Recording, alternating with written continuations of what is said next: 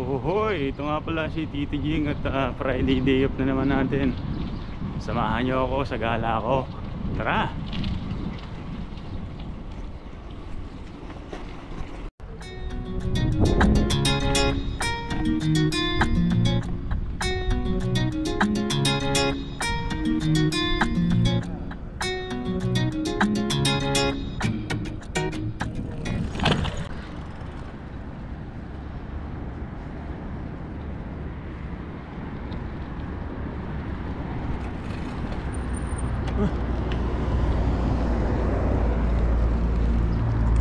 Uwi ka na?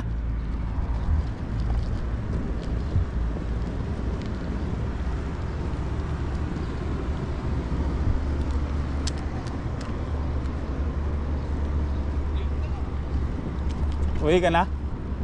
Pauwi ka na? Ano oras ka umisa? Ano oras ka umisa? 5. Wah.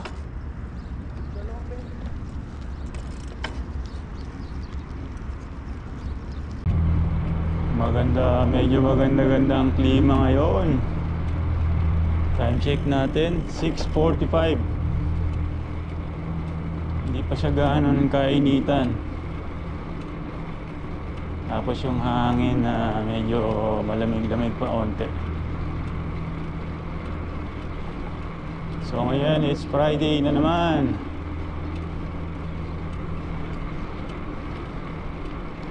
At solo ride ulit tayo.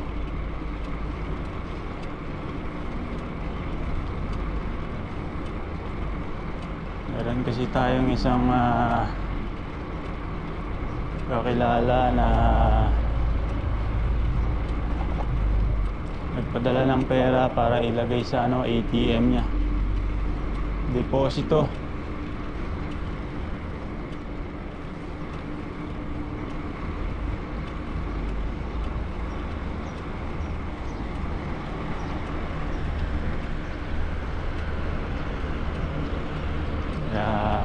Tayo ngayon sa ATM machine para mag-deposit ng pera. At mamimili na rin tayo ng gulay.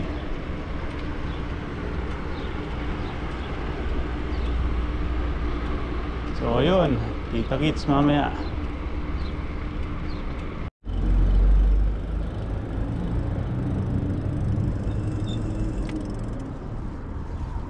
Papahangin sana tayo ng gulong, kaya lang mahirap hilahin yung pump. Wag na lang.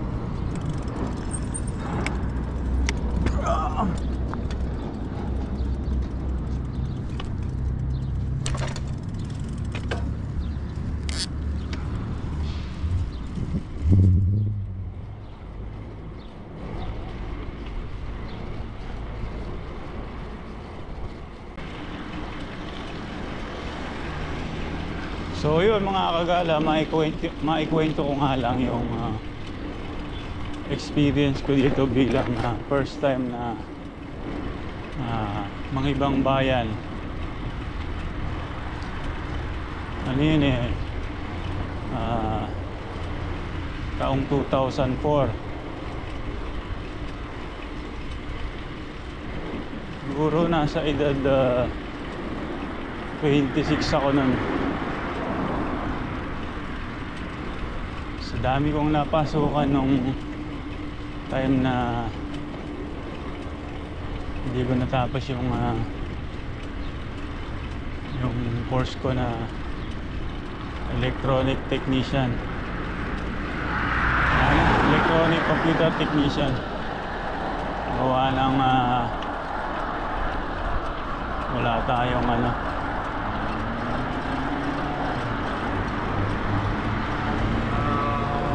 wala tayong pang tuition nun. Maganda naman yung kurso, kaya lang hindi ko talaga kaya yung tuition, kaya na-stop ako. So fast forward tayo. Marami akong pinasukang trabaho bilang construction worker, labor. Doon ako tumagal. Kada may project, sinasama ako ng tropa na kumpare ko na ngayon. Saka marami rin ako natutunan nun. Mga paggawa ng kung ano, pagpapalitada, pagpintura. Marami rin akong time na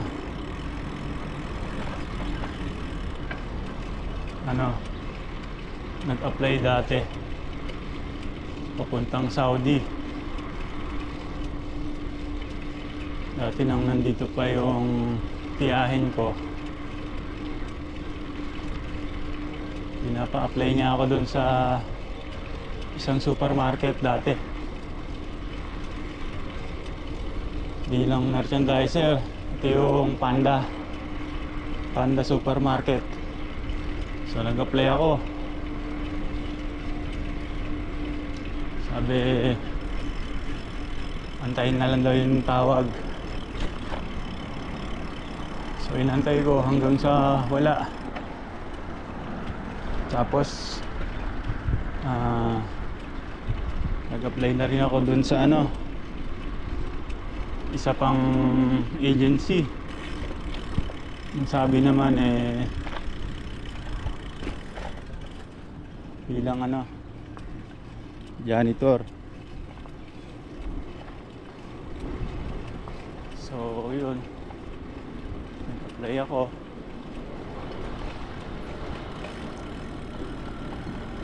Pasado naman sa interview, kaya lang hindi ko alam, sabi tatawagan lang din, pero hindi na rin tumawag Kaya that time parang nawalan ako ng gana mag-apply. Kaya sa construction worker ako nabagsak. Doon ako tumagal magtrabaho. Magkakaroon ka lang ng pera kapag mayroong project.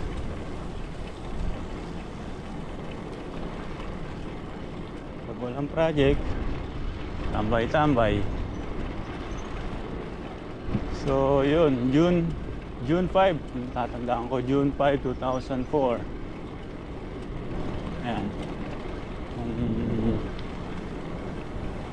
Nag-apply kami ng ay hindi pala, siguro mga February o March kami nag-apply. Kaming magtitiyuhin. Bali, 4 kami nun 3 tiyuhin ko tsaka ako ang nag-apply. Interview. Yung isang tiyuhin ko hindi nagpa-interview kasi hindi daw siya nakakaintindi ng English at hindi rin siya makakapagsalita. Kung tatanungin siya, hindi siya makakasagot ng English. So back out. So yung dalawang tiyuhin ko pasado, nakapasa sila sa interview. Tapos ako rin nakapasa, pero hindi kami sabay-sabay na nakaalis. Yung dalawang tiyuhin ko nakaalis na nauna sa akin. Ako napaalis nung June 6 nga, 2004. So yun, first time kong umalis nun. Mahirap mawalay sa pamilya, pero iniisip ko na lang para sa kinabukasan. Kaya nilakasan ko na lang loob ko.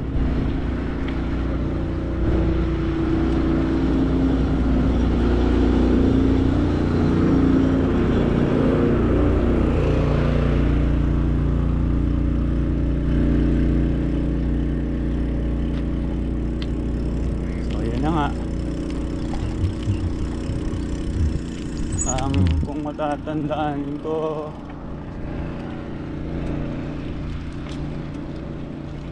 ayun, hinatid pa ako nila tatay nun tsaka nila nanay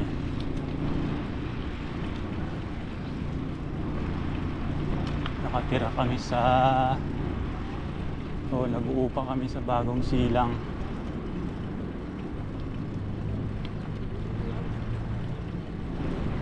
So yun, pagdating na ay hindi pala ilan lang pala kami napaalis nun. Maraming nagpa-interview pero 4 lang kami napaalis.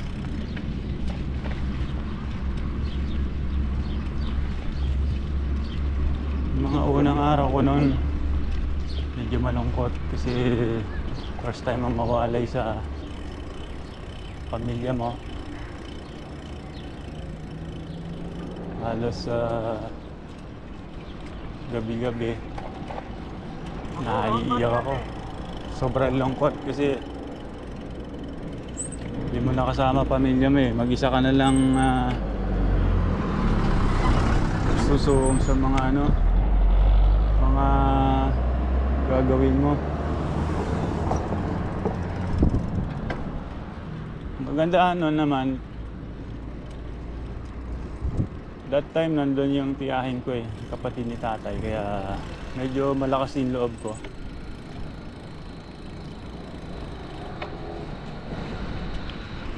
Nasa kanya-kanya na kaming branch kasi nilipat kami. Dalawa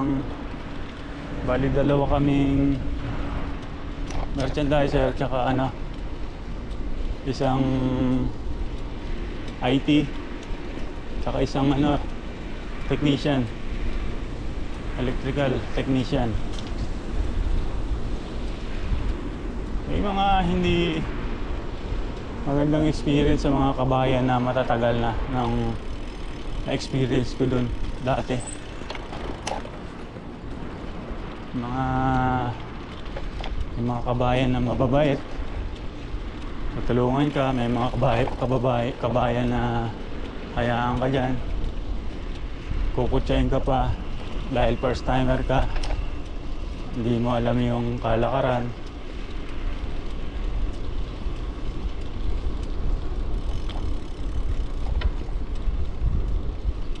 Kaya may mga kabayan din na hindi magandang ugali eh. Pero hindi ko naman sinasabi na karamihan. Pero meron din mga kabayan na tumutulong.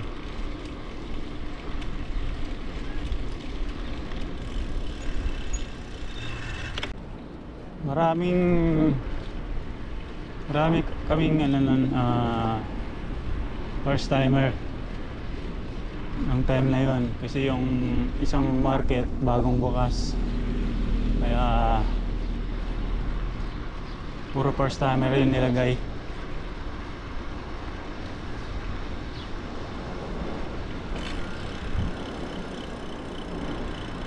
Maraming experience na magaganda at maraming experience na hindi mo makakalimutan dahil tumatak sa isip mo na hindi talaga masama. Ay, mali pala. Tumatak sa isip mo na masama. Kasi tulad nung one time, papasok ako ng hapon. So, kasi yung bahay namin, malapit lang yung store na pinagtatrabahuhan. Siguro mga ito lang alam kung gaano kalayo. Siguro mga 1 kilometer or 500 meter na kalayo. So, mag-isa ako naglalakad, papasok. Tapos, may dalawang lokal na nakasalubong ko. Lang ako lang, siguro mga 1 month pa lang. Lakad ako papasok mag-isa. Wala niyang gusto akong pagtripan ng dalawang lokal. Maitim eh. Mga binatilyo. So sa Riyadh yun dati, dalawang binatilyo. Muntik na akong pagtripan. Walaan nyo ba naman na kasi dalawang matangkad eh, mas matangkad sa akin. Sabi ng isang binatilyo, Assalamualaikum daw, sabi nila. Kasi sumagot ako salam. Tapos that time, yung isang lokal, yun yung ano eh, may pagkasira ulo. Alam nyo ba na maambahan ako ng susuntukin ako sa mukha? Eh nakasalamin ako nun, naka-shades ako. So iniwas ko yung mukha ko. Kasi kami yung isa mabait. Inawat niya. Kaya dito sa Saudi, kailangan mahaba ang pasensya mo. Huwag mong sasabayan yung trip ng mga lokal. Kasi ikaw din talo pagka nagawa mo yung hindi maganda sa kanila eh. Kailangan pasensyoso ka dito, marunong ka makisama, hindi yung pwede yung tapang-tapangan ka.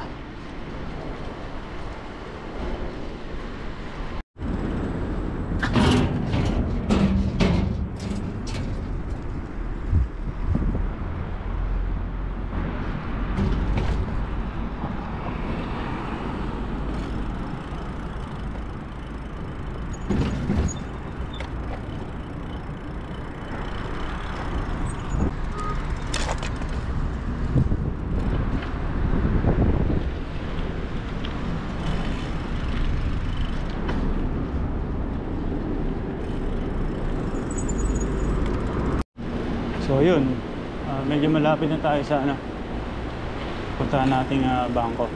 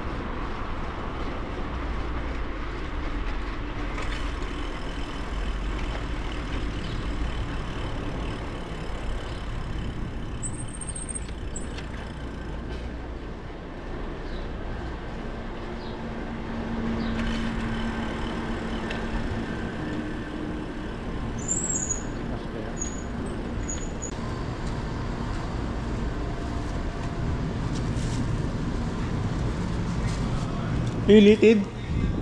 How much? 10 real. Give me one.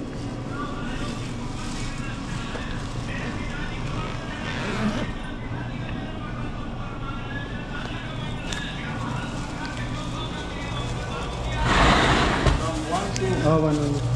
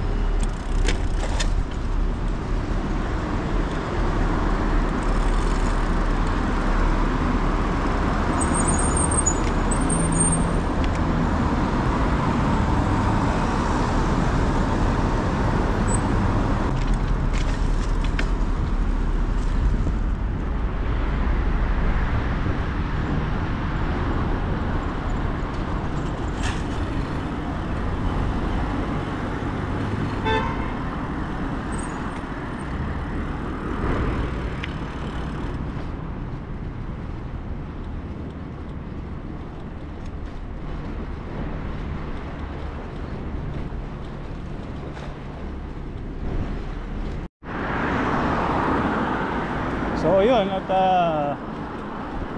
tapos na yung mga nabili natin. Ay pauwi na. Time check natin 8:20 ng umaga. Mainit na mga kagala.